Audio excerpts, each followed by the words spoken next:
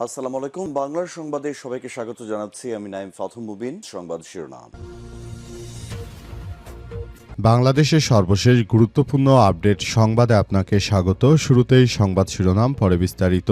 প্রথমেই জানাবো, সেনাপ্রধানের সঙ্গে নৌবাহিনী প্রধানের বিদায়ী সাক্ষাৎ। বাংলাদেশ সেনাবাহিনী প্রধান জেনারেল ওয়াকারুজ্জামানের সঙ্গে বিদায়ী সৌজন্য সাক্ষাৎ করেছেন বাংলাদেশ নৌবাহিনী প্রধান অ্যাডমিরাল এম নাজমুল হাসান খান। বৃহস্পতিবার সেনা সদর দপ্তরে সাক্ষাৎ অনুষ্ঠিত হয়েছে। এ সময় বাংলাদেশ সেনাবাহিনীর পক্ষ থেকে নৌবাহিনী প্রধানকে গার্ড অব অনার দেওয়া হয়।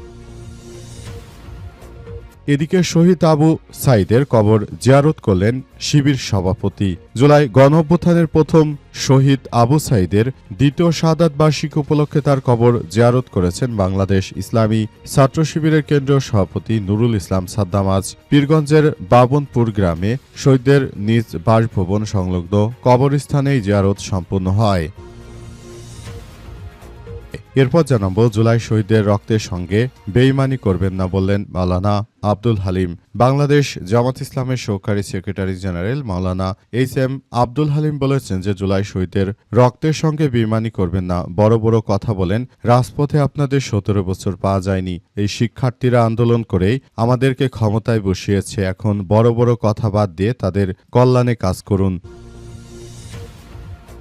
এবারে জানাবো, ভারতীয় সিমে নিয়ন্ত্রণ করতেন চোরাচালান সিন্ডিকেটের মূল হোতা গ্রেপ্তার। চট্টগ্রামের মিরসরাই উপজেলার জোরারগঞ্জ থানা পুলিশের অভিযানে সীমান্ত এলাকায় সক্রিয় অবৈধ ভারতীয় পণ্যের চোরাচালান চক্রের অন্যতম মূল হোতা হিসেবে পরিচিত কামাল উদ্দিন ওরফে কামালকে গ্রেপ্তার করা হয়েছে।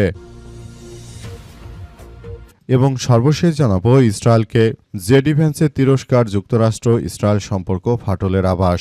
যুক্তরাষ্ট্রে নিযুক্ত ইসরায়েলের সাবেক রাষ্ট্রদূত অ্যালন পিক্সাস বলেছেন যে ইরানের সঙ্গে যুক্তরাষ্ট্রের আলোচনায় বাধা দেওয়ার অভিযোগে ইসরায়েলকে লক্ষ্য করে মার্কিন ভাইস প্রেসিডেন্ট জে ডিফেন্সের প্রকাশ্যে সমালোচনা তীব্রতার দিকে যাচ্ছে।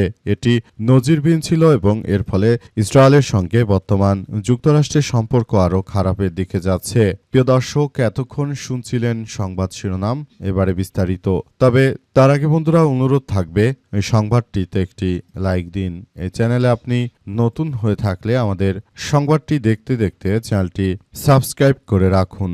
কমেন্ট করে বন্ধুরা আপনার মূল্যবান মতামত জানিয়ে দিন আপনি বিশ্বের কোন দেশ থেকে বা বাংলাদেশের কোন স্থান থেকে আমাদের সংবাদটি দেখছেন এবং শুনছেন।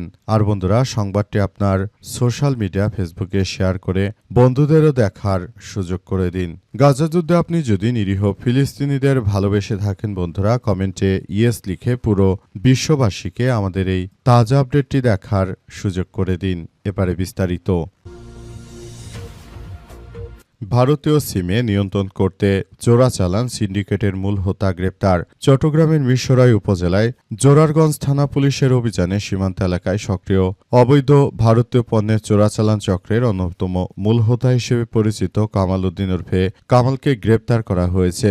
রাতে করেরহাট ইউনিয়নের দক্ষিণ অলিনগর এলাকা থেকে তাকে আটক করেছে পুলিশ। গ্রেপ্তার কামাল উদ্দিন ওই ইউনিয়নের আমলিঘাট এলাকার আমানুল্লাহর ছেলে। পুলিশ ও স্থানীয় সূত্র থেকে জানা গেছে যে দীর্ঘদিন ধরে করেরহাট ইউনিয়ন আলীনগর আশপাশের পাহাড়ি সীমান্ত এলাকায় ভারতীয় বিভিন্ন পণ্যের অবৈধ কেনা বেচা চোরাচালান নিয়ন্ত্রণ করে আসছিলেন কামাল। তিনি মূলত যাতে করে বাংলাদেশের সরকার কোনো ভ্যাট ট্যাক্স না পায়, এ কারণে তিনি এমন ধরনের কার্যক্রম চালাতেন এবং সেগুলো চালিয়ে সেখান থেকে তিনি আয়ের রোজগারের অনেক কিছু করতেন। এটি করে সরকারকে আরও বেশি কার্যক্রমের সরকার যেন কোনোভাবে আসলে এই রাজস্বগুলো না পায়, সেটি সবাই মিলে আরও বেশি সতর্ক অবস্থানে রাখতে হবে। পুরো বিষয়গুলো আমরা আরও গভীরভাবে কার্যক্রম চালিয়ে যাওয়ার ব্যাপারে কথা বলছি বলে সরকারের পক্ষ থেকে সেগুলো নিয়ে আবারও কাজ করা হয়েছে। শহীদ আবু সাইদের কবর জিয়ারত করলেন শিবির সভাপতি। জুলাই গণঅভ্যুত্থানের প্রধান শহীদ আবু সাইদের দ্বিতীয় শাহাদাত বার্ষিকী উপলক্ষে তার কবর জিয়ারত করেছেন বাংলাদেশ ইসলামী ছাত্র শিবিরের কেন্দ্রীয় সভাপতি নুরুল ইসলাম সাদ্দাম। আজ পীরগঞ্জের বাবনপুর গ্রামে শহীদের নিজ বাসভবন সংলগ্ন কবরস্থানে জিয়ারত করা হয়েছে। সেখানে বিভিন্ন পর্যায়ের জামাতের নেতৃত্ববৃন্দরা উপস্থিত ছিলেন। তাদের কথা হচ্ছে যে আমরা যেন জুলাই যোদ্ধা আবু সাইদকে ভুলে না যায়। আবু সাঈদের প্রতিটি কর্মকাণ্ডই আমাদেরকে শিক্ষণীয় বিভিন্ন বিষয় এনে দিয়েছে। আবু সাঈদের কারণে মূলত নতুন করে যে জুলাই আমরা হাতে পেয়েছি, সেই জুলাইকে সামনে রেখে বলতে চাই যে আবু সাঈদের মতো ব্যক্তিরা সেদিন যদি রক্ত না দিত তাহলে এই জুলাই কিন্তু প্রকৃতপক্ষে কোনো জুলাইয়ের সফলতা পেত না। সুতরাং আবু সাঈদের ব্যাপারটি ভুলে গেলে চলবে না। আবু সাঈদকে নিয়ে সবাই অনেক বেশি আবেগ আপ্লুত হয়ে পড়েছে। আবু সাঈদের কারণে মূলত বর্তমানে সবাই যে সুযোগ পেয়েছে সেই সুযোগকে কাজে লাগিয়ে তারা সুন্দর ও সম্প্রীতির একটি রাষ্ট্র কাঠামো গড়ে তুলতে চায়। এজন্য জামাতের পক্ষ থেকে সবাইকে অনেক সুন্দরভাবে বিষয়গুলো বোঝানো হচ্ছে। সবাইকে আরও জানানো হচ্ছে যে তারা যেন যার যার জায়গা থেকে তাদের সাধ্যমতো সবকিছু করার চেষ্টা করে। আবু সাঈদের মতো বীররা রক্ত দিয়েছে বলে আজ স্বৈরাচার মুক্ত বাংলাদেশ আমরা পেয়েছি, যে বাংলাদেশে কোনো হানাহানি চাই না বলে জানিয়েছে জামাত ইসলাম। জুলাই শহীদদের রক্তের সঙ্গে বেইমানি করবেন না বলেন মাওলানা আব্দুল হালিম। বাংলাদেশ জামাত ইসলামের সেক্রেটারি জেনারেল মাওলানা এইচ.এম. আব্দুল হালিম বলেছেন, জুলাই শহীদদের রক্তের বিনিময়ে অর্জিত হয়েছে নতুন বাংলাদেশ। সুতরাং তাদের সঙ্গে আপনারা যদি খেলতামাশা করেন সেটি আমরা কখনোই মেনে নিতে পারি না। তিনি আরও জানিয়েছেন যে পুরো বিষয়গুলো নিয়ে আমরা সুন্দরভাবে কার্যক্রম চালিয়ে যাচ্ছি। যে বিষয়গুলো নিয়ে আমরা যে কার্যক্রম শুরু করেছি সেটি সবকিছু সুন্দরভাবে গড়ে তুলতে হবে। জামাতের পক্ষ থেকে আরও বলা হয়েছে যে আমরা জুলাই দেব না, জীবন দিব, আমাদের যা আছে সবকিছু দেব, কিন্তু আমরা জুলাই দেব না। জুলাই থাকবে, আছে এবং ছিল। যে জুলাইয়ের কারণে আমরা এমন একটি রাষ্ট্র কাঠামো পেয়েছি যেখানে স্বৈরাচার পালাতে বাধ্য হয়েছে। জুলাইয়ের কারণে এত কিছু হয়েছে। সুতরাং জুলাই নিয়ে বিএনপি যে ধরনের ষড়যন্ত্র শুরু করেছে তাদের এই ষড়যন্ত্রকে নস্যাৎ করে আমাদের একটি সুন্দর ও সমৃদ্ধির একটি আধুনিক রাষ্ট্র কাঠামো আমাদেরকে গড়ে তুলতে হবে বলে জানানো হয়েছে। বিষয়গুলো সবার জন্য অত্যন্ত গুরুত্বপূর্ণ একটি বিষয় হিসেবে আবির্ভূত হচ্ছে, কারণ এটি আমাদের সবার জন্য খুবই গুরুত্বপূর্ণ ছিল এবং এটি ভবিষ্যতে আরও এক ব্যাপক কার্যক্রমের মধ্য দিয়ে চলে যাবে। সেনাপ্রধানের সঙ্গে নৌবাহিনী প্রধানের বিদায়ী সাক্ষাৎ। বাংলাদেশ সেনাবাহিনী প্রধান জেনারেল ওয়াকারুজ্জামানের সঙ্গে বিদায়ী সৌজন্য সাক্ষাৎকার করেছেন নৌবাহিনী প্রধান অ্যাডমিরাল এম নাজমুল হাসান। গতকাল বৃহস্পতিবার সেনা সদর দপ্তরে এই সাক্ষাৎ অনুষ্ঠিত হয়। এ সময় বাংলাদেশ সেনাবাহিনীর পক্ষ থেকে নৌবাহিনী প্রধানকে গার্ড অব অনার দেওয়া হয়েছে।